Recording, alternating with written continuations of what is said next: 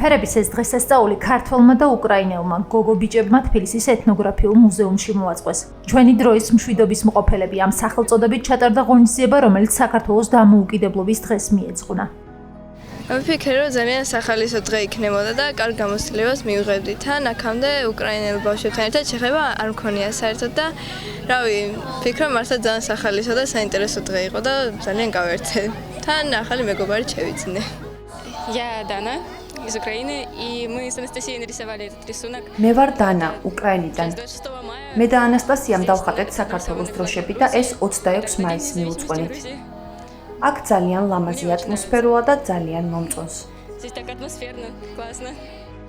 პროექტი იუსტიციისა და სამოქალაქო ინტეგრაციის საკითხებში აფხაზეთის მინისტრის აპარატის ორგანიზებითა და საქართველოს საპატრიარქოს წმინდა ნინოს სახელობის მართლმადიდებლურ სკოლასთან პარტნიორობით განხორციელდა. პროექტის მიზანი აფხაზეთიდან დევნილი ქართველი და ლტოლვილი უკრაინელი მოზარდების ერთმანეთთან დაახლოების პროცესის ხელშეწყობა და მშვიდობის თემასთან დაკავშირებულ საერთო ინტერესებსა და პრობლემურ საკითხებზე თანამშრომლობაა. ძალიან მნიშვნელოვანია, რომ სწორედ დღევანდელ დღეს იმართება ეს ღონისძიება და ბავშვები ერთობლივად ქმნიან ნახატებს, ტილოზე მუშაობენ და მათ ერთგვარი მშვიდობის მესიჯები უნდა გააგზავნონ.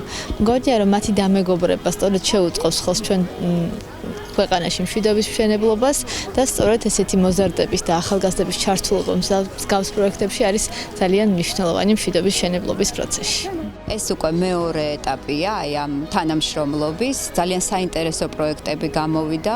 ბავშვებმა თითქმის პროფესიონალური ნახატები შექმნეს და ამ ღონისძიებაში ჩავხვდეთ ასევე ჩვენი სკოლის მხატვრული შემოქმედების ანსამბლი და ეს ყველაფერი ძალიან ლამაზი გამოვიდა და იმედი მაქვს, რომ სამომავლოდ ეს პროექტი კიდევ გაგრძელდება და კიდევ ბევრი ინიციატივა შემოუერთდება სამშვიდობო მიმართულებით.